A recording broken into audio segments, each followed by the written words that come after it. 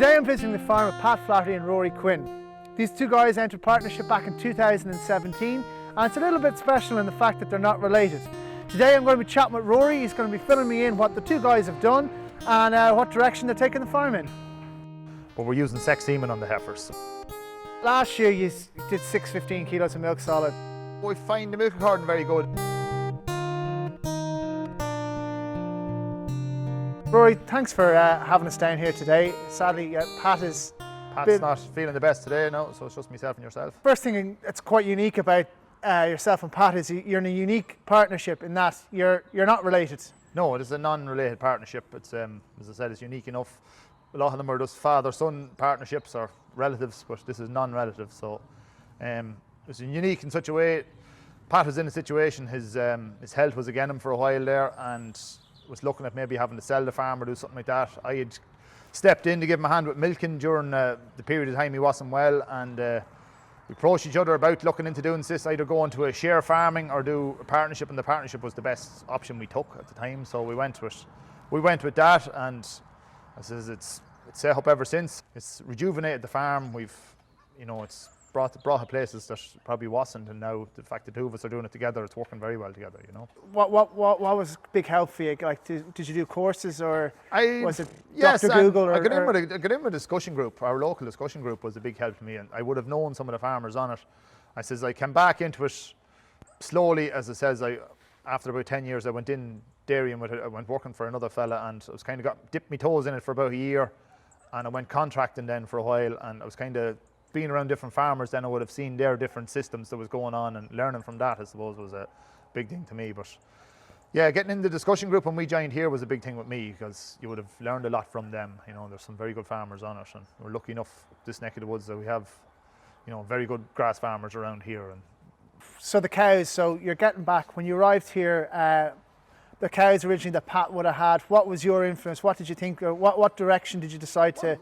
EBI in the farm was relatively low. It wasn't something we were pushing, but at the time, just before I came, he was starting to push it a bit. As it says, Kevin Loughlin was on the job with that, and it's brought it on immensely. Like, this year's heifers are 200 plus, last year's are 190, so it's improving. Our solids and everything has improved immensely. Like, so last year you did 615 kilos of milk solids. Where do you see that going? Are you going to increase more, or are you happy with that, or what's the target?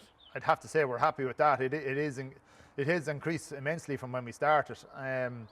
Even litres to the cows should increase this year. So with increasing the herd, try and maintain that is the main thing, to try and maintain that volume. And you're saying Pat used to calve all year round? Pat calved all year round. I says that would have been one of the first things I did when I came here, was compact the calving, as regards not necessarily taking cows out that weren't, but we just have a start date and a stop date and stick to that.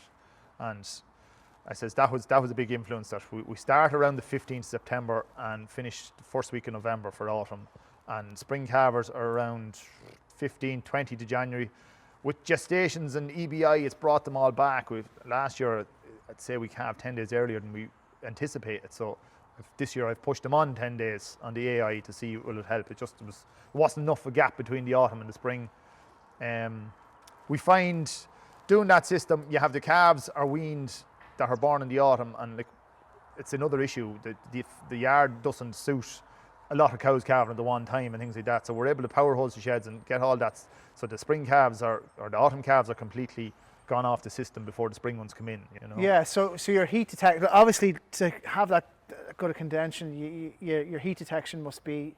What methods? Yeah, we use tail paint, and we have a teaser bull. Is our main use, and then observation. So you'd be going on that. I use the AgriNet, that app. I find that very good. It says, because when you're recording them, every time you see a cow bull and you put it into it, and you're getting highlights every morning, you can look at your phone just to see that you have such and such cows are due to be bulling, and you're watching out for cows. Where before you're just, even if you don't tail paint, if you miss out on the tail paint, you're actually looking for them specific cows. Yeah, so yeah. I find that very good. Heifers the same.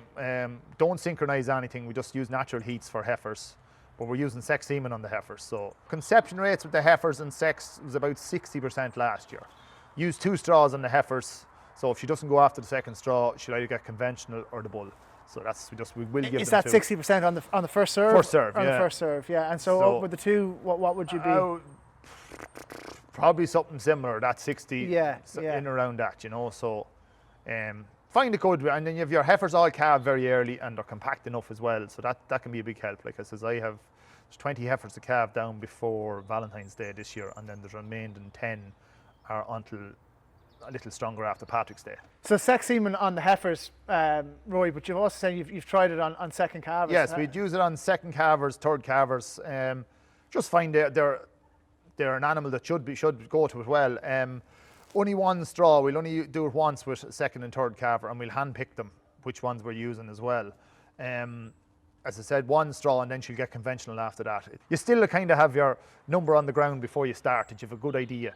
You know, you have a good idea, and when you're recording them as a sex straw as well, you can get it through your ICBF. Will show you what your projected heifer rate on the ground is as well, so it gives you an idea where you're looking. Like, Yeah. I have to say, touch wood, 100% heifers. We have not had one bull that from sex semen. We'll probably jinx it now. Jinx it now, but it says, people do ask that, but it says we've had 100% heifers, so don't know what the boys in Progressive are doing, but they're working so far. Anyway. So, Rory, what's your process on picking bulls? Is yourself and Pat meet up in the dairy and take out the catalogue, or what way do you? We would look at the catalogue before our local rep comes around, Michael Quinn. He'll come round there, and after he's coming twice a year to us, so he'll pick for autumn and pick for spring.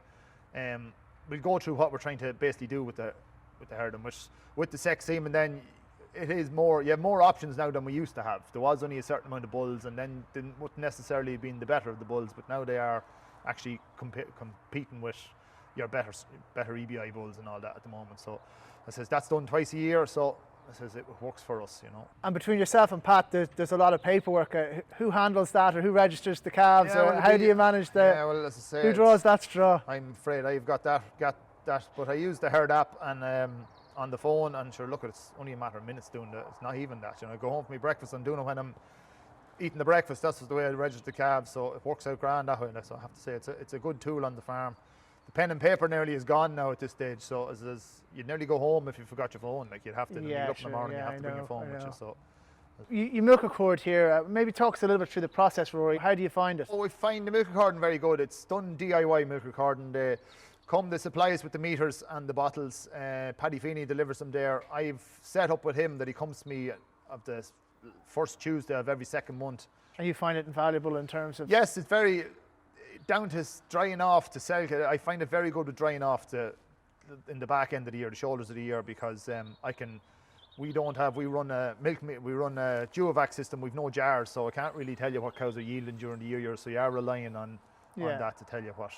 So that can be invaluable then for cows milking to try and dry off cows. So if you're a young guy coming to you now and kind of saying, or anyone said, oh, I'm going from beef into dairy, or I'm converting to dairy, like, what would you say to them? What would your advice to them be?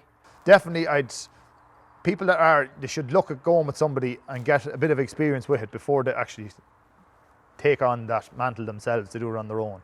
It's something you should look into, actually a minimum of a year's experience dairying before you actually think of going on your own doing it. Every day is a different challenge, and it says you never know getting up in the morning what your day is going to bring, and I says that's what I like about it. I couldn't handle sitting in front of a computer for the day knowing that I had to do A, B and C for the day, and that was my day's work. Where every day I come here, it's something different can happen, and it says some days it's very mundane, but other days it's challenging and you enjoy it, you know. So that's the way I look at it anyway. So. Well, Rory, listen, it's been lovely to meet you, and thank you so much for letting us in and being personal and telling us about your story with Pat and the partnership. And it's nice to hear a different story and a different route into dairy. And so thank you. Thank you very much.